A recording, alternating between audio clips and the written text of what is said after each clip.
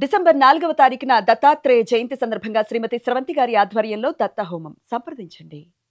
నమస్తే, welcome to Suman TV. నేను పద్మిని. ప్రస్తుతంతో పాటు ప్రముఖ ఆధ్యాత్మికవేత్త, వాస్తు జ్యోతిష పండితులు, లలిత ఉపాసకులు, వాస్తు జ్యోతిష శిక్షణ నిపుణులు బ్రహ్మశ్రీ నానాజీ పట్నాయక్ గారు మనతో పాటు ఉన్నారు. మాట్లాడదాం. సార్ నమస్తే. సార్ శ్రీమాత్రే నమః. సార్, గొడవలు అనేవి జరుగుతూ ఉంటాయి. మనకు సంబంధం లేని వాళ్ళతో ఒక్కొక్కసారి గొడవలు అవ్వచ్చు, శత్రువులు లేకపోతే ఫ్రెండ్స్ తో గొడవలు అవ్వచ్చు. అయితే ఈ గొడవలు ఎదురింటి వాళ్ళతో పక్కింటి వాళ్ళతో అయితే మాత్రం చాలా ఇబ్బంది. ఎందుకంటే పొద్దున్న లేస్తే వాళ్ళ మొహాలే చూడాలి. అది సొంత ఇల్లు అయితే మరి ఇబ్బంది. నేను వాళ్ళు అక్కడి నుంచి వెళ్ళలేరు, వాళ్ళు అక్కడే ఉంటారు. ప్రతిరోజు ఇంకా మొహం మీద తలుపులు వేసుకోవటాలు కొన్ని కొన్ని చూస్తాం. చాలా మెచ్యూర్డ్ గా బిహేవ్ చేయరు. ఇంటి ముందు చెత్త వేయటాలు, ముగ్గేసుకుంటే నీళ్ళు వేసేయటాలు, ఇట్లాంటి చిన్న చిన్న కిల్లి కజ్జాలతో అసలు చెట్ల నుంచి ఆకులు రాళ్ళు పడుతున్నాయని కొట్టేసుకున్న వాళ్ళు ఎంతో మంది.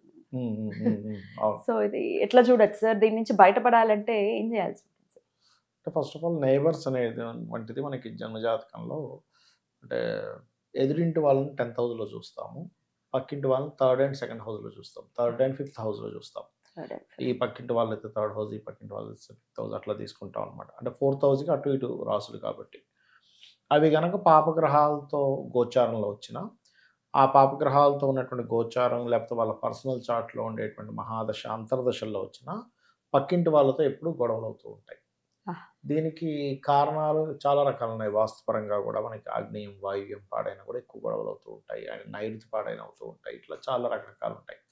అయితే ఇక్కడ మనం అర్థం చేసుకోవాల్సింది ఏంటంటే, మన కర్మ సిద్ధాంతం ఎంత గొప్పదంటే, నువ్వు కరెక్ట్గా ఏ ఫ్యామిలీలో పుట్టాలి, అందులో నీకు అన్న, తమ్ముడు, అక్క, చెల్లి, తల్లిదండ్రులు ఎవరైతే ఉంటారో వాళ్ళందరూ నీకు రుణపడి ఉన్నవాళ్ళు, లేదా నువ్వు వాళ్ళకి రుణపడి ఉన్న వాళ్ళు ఎలా అయితే ఉంటుందో సేమ్ యాజ్ ఇట్ ఈజ్ నువ్వు ఒక ఇంటి దగ్గర నివసించేటప్పుడు ఆ పక్కింటి వాళ్ళు కూడా నీకు కనెక్టివిటీ ఉంటుంది, పూర్వజన్మ కర్మ.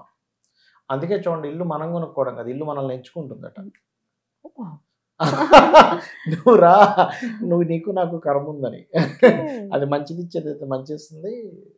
ఎందుకంటే గ్రహాలు ఇంట్లో కూడా ఉంటాయి కదా. మనకి ఈశాన్యానికి గురువు కేతువు, తూర్పుకేమో రవి, ఆగ్నేయానికి శుక్రుడు, దక్షిణానికి కుజుడు, నైరుతికి రాహు, పడమరకి శని, వాయువ్యానికి చంద్రుడు, ఉత్తరానికి బుధుడు, అలాగా 8 దిక్కులకి 9 గ్రహాలు ఉంటాయి. సో ప్లానెట్స్ కేవలం మనకి చార్ట్లోనే కాకుండా గృహంలో కూడా ఉంటాయి కాబట్టి ఆ గృహ సంబంధంగా ఏవైతే ఇవ్వాలో, 4th హౌస్ సంబంధంగా ఏవైతే ఇవ్వాలో ఆ యొక్క కర్మని ఆ ఇంటికి వెళ్ళి ఆ జీవుడు అనుభవిస్తాడు. అందుకే చూడండి, ఒక్కోసారి అబ్బాయి ఇల్లు మారకి చాలా బాగుందండి అంటాం, ఇల్లు మారిన తర్వాత నుంచి చాలా చాలా ఇబ్బంది పడుతున్నానండి అంటాం. అందరికీ ప్రతి ఒక్కరికి కూడా ఈ అనుభవం జరిగే ఉంటుంది లైఫ్లో. ఆ ఇంట్లో ఉన్నప్పుడు ఎంతో బాగుండేదండి, మాకు ఇంటికి వచ్చినప్పటి నుంచి దరిద్రం పట్టుకుంది అంటాడు. అదేమిటి అంటే రెంటిల్ అయినా పనిచేస్తుంది, అది రెంట్ హౌస్ అయినా ఓన్ హౌస్ అయినా. అయితే ఈ పక్క వాళ్ళతో గొడవలు జరిగేటప్పుడు అది బంధువర్గం కావచ్చు, ఇంటి పక్కల వాళ్ళు కావచ్చు, దీనికి లలితా సహస్రనామాల్లో అద్భుతమైన నామం ఉంది. అదేమిటి అంటే ఓం కర్పూర వీటి కామోద సమాకర్ష దిగంతరాయై నమః. ఇది ఎక్కువ గొడవలు ఎందుకు జరుగుతాయంటే వాళ్ళ పర్సనల్ చార్ట్లో మెర్క్యూరీ పాడైనా జరుగుతుంది. ఎందుకంటే కమ్యూనికేషన్స్ కారకుడు కదా. వాళ్ళు ఏదో అంటారు, వీళ్ళకి ఇంకోలాగా వినిపిస్తుంది, ఇంకోలాగా రియాక్ట్ అవుతారు. వాళ్ళు మంచి చెప్పినా మనం ఇంకోలాగా రియాక్ట్ అవుతాం ఒక్కోసారి. కరెక్ట్.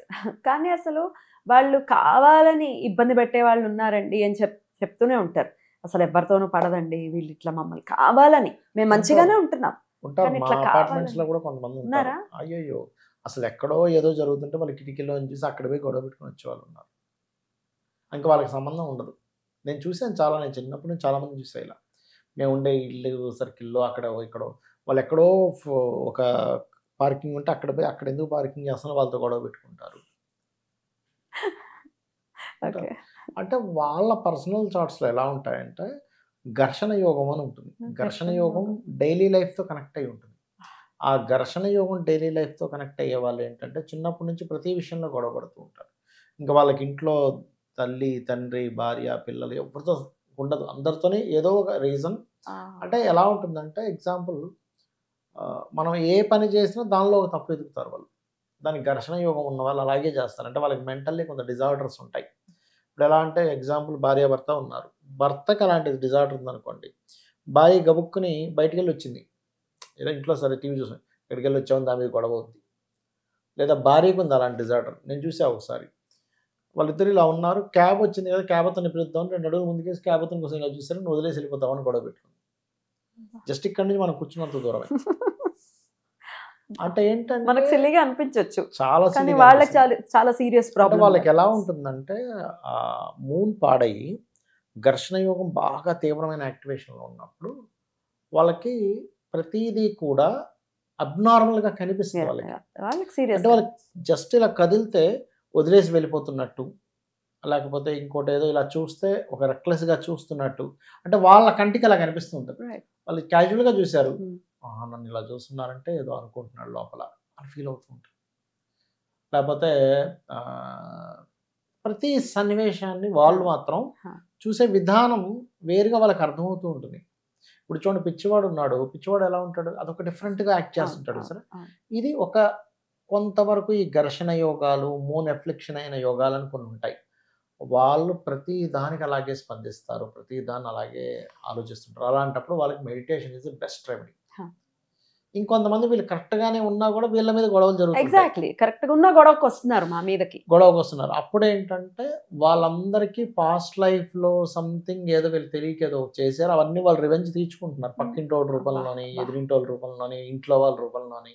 ఎట్లా సార్ దాని నుంచి బయటపడాలంటే? ఇంకా కర్పూర వీటికి ఆమోద సమాకర్ష దిగంతరా అవుట్ చేసుకోవడము. ఇంట్లో తూర్పు భాగం ఈజ్ కమ్యూనికేషన్ హౌస్ అంటాం. తూర్పు భాగంలో సిట్టింగ్ ఏరియా ఒకటి వేసుకోవడం, తూర్పు భాగంలో వాల్కి లైట్ గ్రీన్ కలర్ వేసి అక్కడ రాముడు పట్టాభిషేకం బొమ్మ పెట్టడం. ఇవి పర్టికులర్గా బాగా సొసైటీలో వీళ్ళు కలిసి ఉండడానికి, ఇంట్లో వాళ్ళతో బాగా కలివిడిగా ఉండడానికి చాలా అంటే చాలా మటుకు ఎనర్జీ అది బాగా కంట్రోల్ చేస్తుంది.